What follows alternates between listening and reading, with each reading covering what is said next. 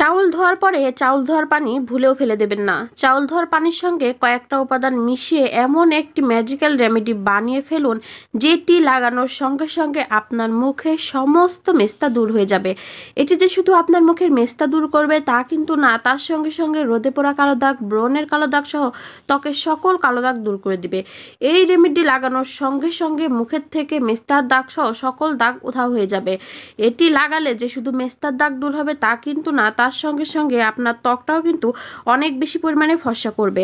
এখনকার সময় দেখা যায় 95 থেকে 98% ক্ষেত্রে কিন্তু মুখে মেস্তা পড়তে, তো অনেকের কিন্তু হাত বা বুকের ওপর মেস্তা পড়ে, আবার অনেকের মুখের ঠিক কোথায় মেস্তা হচ্ছে সে অনুযায়ী এই মেস্তাকে কিন্তু 3 ভাগে ভাগ করা যায়। যেমন কপালে, নাক এবং থুতনিতেও কিন্তু মেস্তা হয়, অনেকের কিন্তু গালে ও নাকে হয়, আবার অনেকের দেখা যায় যে থুতনি বরাবরেও কিন্তু মেস্তার সমস্যাটা দেখা দেয়। মেস্তার প্রধান কারণ হলো জেনেটিক প্রিডিসপোজিশন। এছাড়াও সূর্যের আলো, চুলার আগুন, গর্ভাবস্থা, এমনকি যারা জন্মনিবন্ধন পিল ও নানান ধরনের কসমেটিক্সের প্রতিক্রিয়ার কারণেও কিন্তু মেস্তা হতে পারে। তো মেস্তা যে কারণে হোক না কেন, মেস্তা দূর করাটা কিন্তু খুবই জরুরি। মেস্তা দেখা দিলে কিন্তু আমাদের ত্বকের বয়স্ক ভাবটা অনেক বেশি বেড়ে যায়, ত্বকটা কিন্তু দেখতে খুবই খারাপ লাগে।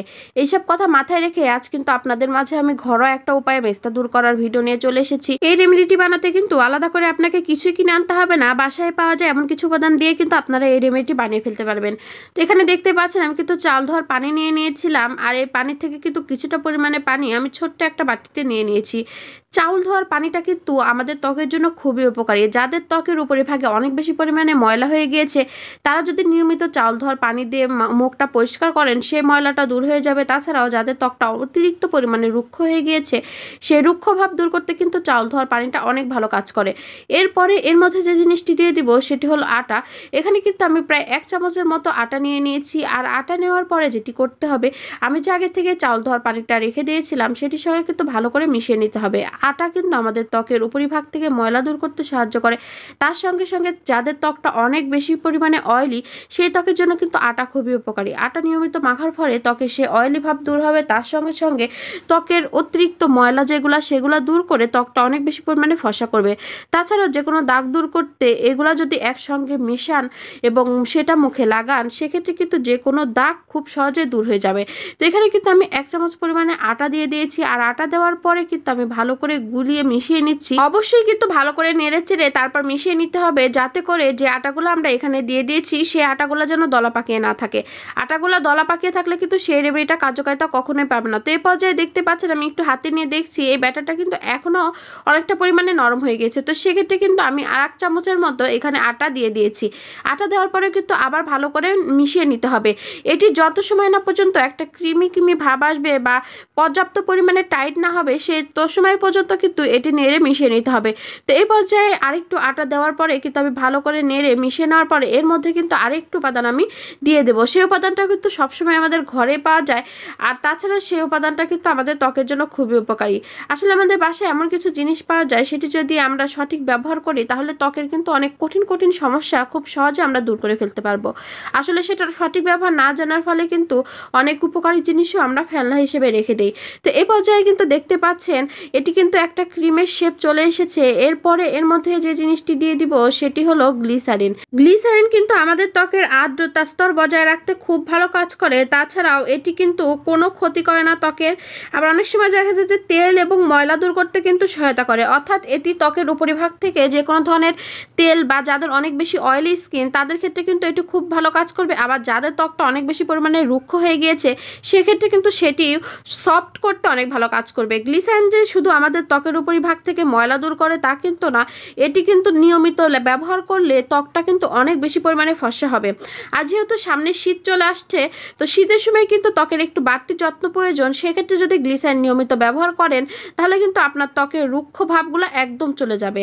এখানে কিন্তু আমি কয়েক ফোঁটা পরিমাণে গ্লিসারিন দিয়ে দিয়েছি, আর গ্লিসারিন দিয়ে দেওয়ার পরে কিন্তু আমি চামচের সাহায্যে খুব ভালো করে নেড়ে মিশিয়ে নিচ্ছি। অনেকের ক্ষেত্রে দেখা যায় যে অনেক বছর ধরে মুখে মেস্তা থাকার কারণে মুখটা কিন্তু মেস্তার স্থানটাতে অনেক বেশি পরিমাণে রুক্ষ হয়ে যায়। তো সেক্ষেত্রে যদি গ্লিসারিনটা লাগানো যায়, সেই রুক্ষ ভাবটা তো দূর হবেই, তার সঙ্গে সঙ্গে আপনার মুখের মেস্তার সমস্যাটাও কিন্তু দূর হয়ে যাবে। যাবে।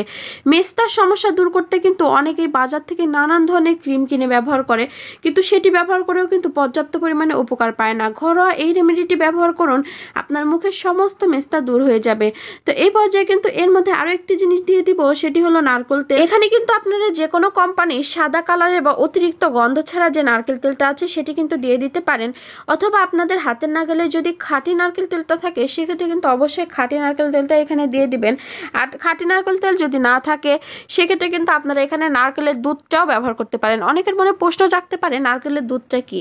নারকেলটা কিন্তু কিছু সময় একটু বেটে নেওয়ার পরে সাদা কালারের যে রসটা বের হয় সেটাকে কিন্তু নারকেলের দুধ বলে। সেটি কিন্তু আমাদের ত্বকের জন্য খুবই উপকারী, যে কোনো দাগ দূর করতে, এমনকি ত্বকটা ভেতর থেকে পরিষ্কার করতে এবং উজ্জ্বলতা বাড়াতে কিন্তু খুব ভালো কাজ করে।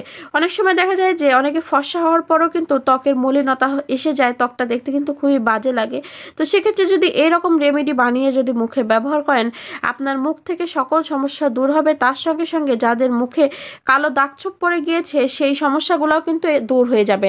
তো এখানে কিন্তু আমি কিছুটা পরিমাণে নারকেল তেল দিয়ে দিয়েছি, আপনারা পরিমাণ মতো এখানে হাফ চামচ বা তার একটু কম পরিমাণে কিন্তু নারকেল তেল দিয়ে নেবেন। আর নারকেল তেলটা দেওয়ার পরেও কিন্তু আগে যে উপাদানগুলো আমরা দিয়েছিলাম তার সঙ্গে কিন্তু ভালো করে নেড়েচেড়ে অবশ্যই মিশিয়ে নিতে হবে। যত বেশি সময় এই ক্রিমটা নাড়বেন তত দেখবেন কিন্তু এই ক্রিমের মধ্যে একটা ফর্মে ভাব চলে আসছে। যত বেশি নাড়বেন তত কিন্তু এর উপকারিতা বেড়ে যাবে। তো এরপরে এর মধ্যে যে জিনিসটি দিয়ে দিব সেটি হলো চিনি। চিনি কিন্তু ন্যাচারাল ব্লিচের কাজ করে, তাছাড়াও ত্বকের উপরিভাগ থেকে ময়লা দূর করে, তাছাড়া ভিতর থেকে যে কোনো দাগ দূর করতে কিন্তু খুব ভালো কাজ করে। চিনি কিন্তু উজ্জ্বলতা বৃদ্ধিতে, ত্বকের আর্দ্রতা ধরে রাখতে কিন্তু খুব উপকারী। এখানে আমি চিনি দিয়ে দিয়েছি। আপনাদের বাসায় যদি মধু থাকে তো সেক্ষেত্রে কিন্তু আপনারা কিছুটা পরিমাণে এখানে মধুও দিতে পারেন।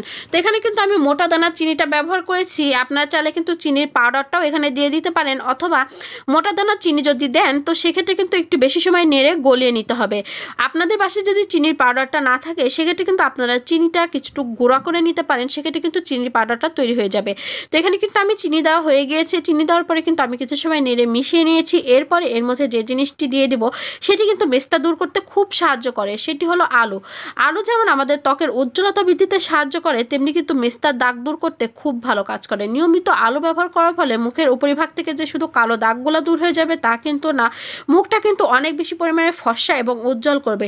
যাদের ত্বকটা অনেক বেশি পরিমাণে কালো হয়ে গিয়েছে বা ত্বকের উপর অনেক দাগছোপ পড়ে গিয়েছে, তারা নিয়মিত আলুর রস ব্যবহার করো, তোমার মুখ থেকে সমস্ত দাগছোপ দূর হয়ে যাবে, এমনকি ত্বকটা অনেক বেশি পরিমাণে ফর্সা হবে। তেমনি যারা অনেকদিন যাবৎ মেস্তার সমস্যায় ভুগছো তারা এই রকমভাবে আলু ব্যবহার করো, তোমার মেস্তার সমস্যাটা কিন্তু একদম দূর হয়ে যাবে। তো এখানে আমি যে আলুটা নিয়েছি সেটি যেটা করতে হবে, একটা গ্রেটারের সাহায্যে কিন্তু খুব ভালো করে গ্রেট করে নিতে হবে। এখানে কিন্তু অবশ্যই তোমরা খোসা সহ আলুটা ব্যবহার করবে, আর আলুটা কিন্তু গ্রেট করার আগে অবশ্যই ধুয়ে তারপর ব্যবহার করবে। তো এখানে কিন্তু আমি কিছুটা পরিমাণে আলুর রস আগে থেকে যে রেমেডিটা বানিয়ে রেখেছিলাম তার সঙ্গে দিয়ে ভালো করে মিশিয়ে নিচ্ছি।